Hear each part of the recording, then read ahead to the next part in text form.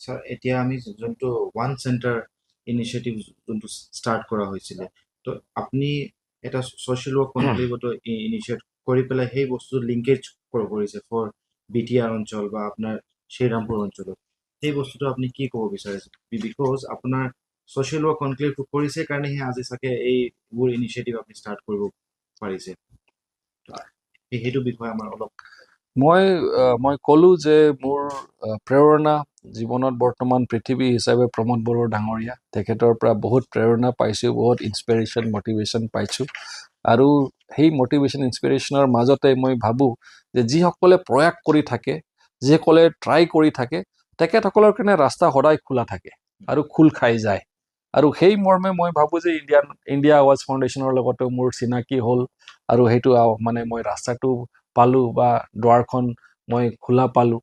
চিনাকিও হৈ গ'ল আৰু ভাল লাগিল যে ইণ্ডিয়া আৱাজ ফাউণ্ডেশ্যনে সেইখিনি কনচেপ্টটো মোৰ লগত শ্বেয়াৰ কৰিলে আৰু ময়ো যিহেতু ছ'চিয়েল ৱৰ্ক বেকগ্ৰাউণ্ডৰ পৰা বিলং কৰোঁ ময়ো যিহেতু MSW কমপ্লিট কৰিছোঁ মাষ্টাৰ্ছ ইন ছ'চিয়েল ৱৰ্ক সেইটো এটা প্ৰফেশ্যন হিচাপত লৈছিলোঁ তো সেই মৰ্মে মোৰতো ইণ্টাৰেষ্ট আছিল ছ'চিয়েল ৱৰ্কত তো ইণ্ডিয়া আৱাজ ফাউণ্ডেশ্যনৰ লগত আলোচনা কৰি যে আমি কনক্লেভ কৰিব পাৰিম নেকি কাৰণ মোৰ আগৰ পৰাই এটা চিন্তা আছিল যে আমাৰ এটা ইউনিয়ন হ'ব লাগিব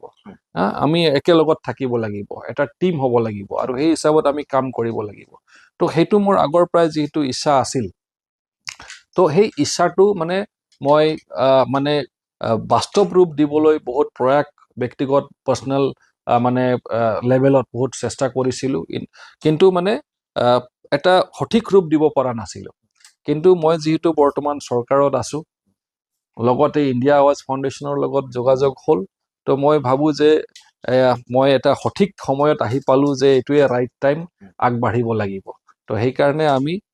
লগতে মিলি বিটিআৰ চৰকাৰকো আমি ইনভলভ কৰিব পাৰিলোঁ বিটিআৰৰ প্ৰধান প্ৰমোদ বড়ো ডাঙৰীয়াক চিফ গেষ্ট হিচাপত মাতিব পাৰিলোঁ আৰু ইণ্ডিয়া আৱাজ ফাউণ্ডেশ্যনৰ লগত আমি গুৱাহাটী ইউনিভাৰ্চিটিত মানে নৰ্থ ইষ্টৰ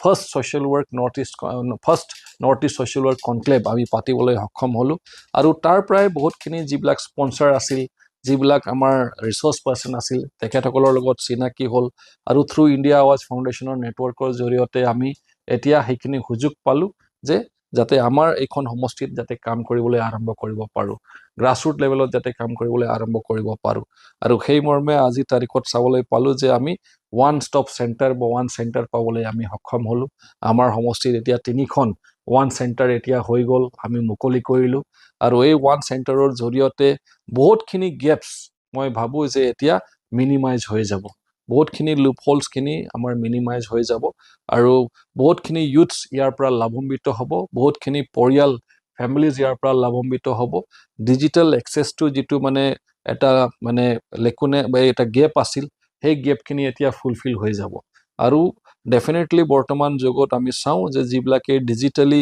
পিছুৱাই আছে তো তেখেতসকলে সকলো দিশত পিছুৱাই থাকে কাৰণ আজিকালি প্ৰায় মানে অনলাইন মোডত কামবিলাক আগবাঢ়ি আছে এতিয়া গভৰ্নেন্সৰ টাইম অফিচৰ টাইম তো এই সময়ত যদি ডিজিটেলি আমি যদি মানে পিছুৱাই থাকোঁ সঁচাকৈ আমি সকলো দিশত পিছুৱাই থাকিম তো এতিয়া বৰ্তমান যুগত কোনোবাই যদি অকল পঢ়া শুনা কৰে সেইটোত বুলি অকল লিটাৰেট বুলি নকয় আপুনি যদি ডিজিটেলি ৱেল ইকুইপড নহয় বা সেইটো যদি আপুনি নিজকে যদি ডিজিটেলি নিজকে এম্পাৱাৰ কৰা নাই তেনেহ'লেও আপুনি ইলিটাৰেট হৈ আছে আপুনি ডিজিটেলি ইলিটাৰেট বৰ্তমান যুগটো হ'ল যে আমি ডিজিটেলি লিটাৰেট হ'ব লাগিব তো ওৱান ষ্টপ চেণ্টাৰটো আমাক ডিজিটেলি লিটাৰেট হোৱাৰ ক্ষেত্ৰত আমাক ওৱান ষ্টেপ এতিয়া আগবঢ়াই লৈ যাব আৰু সকলো ধৰণৰ যিটো স্কিম হওক যিটো আঁচনি হওক চৰকাৰী সা সুবিধা হওক আমাৰ বিভিন্ন ধৰণৰ আমাৰ যিটো এপ্লিকেশ্যন মানে এপ্লাই কৰিব লাগে আমাৰ বিভিন্ন ধৰণৰ চাৰ্টিফিকেটছ যিবিলাকৰ কাৰণে এপ্লাই কৰিব লাগে বিভিন্ন ধৰণৰ আমাৰ স্কুল কলেজ এডমিশ্যনৰ পৰা আৰম্ভ কৰি বিভিন্ন ধৰণৰ আমাৰ স্কলাৰশ্বিপৰ পৰা আৰম্ভ কৰি বিভিন্ন ধৰণৰ আমাৰ জবৰ কথা আমি তাতে যি কি ধৰণে এপ্লাই কৰিব লাগে গোটেইখিনি আমি এতিয়া ওৱান চেণ্টাৰৰ থ্ৰু দি আমি কামখিনি আগবঢ়াই লৈ যাব পাৰিম চ' এইটো ধুনীয়া পদক্ষেপ আৰু বিশেষকৈ মোৰ তৰফৰ পৰা মই ইণ্ডিয়া আৱাজ ফাউণ্ডেশ্যনক ধন্যবাদ জ্ঞাপন কৰিব খুজিছোঁ এইখন পদক্ষেপৰ কাৰণে আৰু যি সংস্থা যি NGO এতিয়া আমাক সহায় কৰি আছে সেই NGOৰ নাম আছে council for social and digital development তেখেতসকলকো আমি ধন্যবাদ জ্ঞাপন কৰিব খুজিছোঁ যে আপোনালোকৰ সহায়ত এইখিনি আমি আৰম্ভ কৰিব পাৰিলোঁ আৰু ডেফিনেটলি ইয়াৰ পৰা আমাৰ গোটেই শ্ৰীৰামপুৰবাসী ৰাইজ বিশেষকৈ ইউথসকলে ডিজিটেলিও এম্পাৱাৰ্ড হ'ব তেখেতসকলৰ যিটো ইমান দিন গেপ হৈ আছিল সেই গেপখিনিও আমাৰ মিনিমাইজ হৈ যাব আৰু ইয়াৰ পৰা বহুত লাভান্বিত হ'ব পাৰিব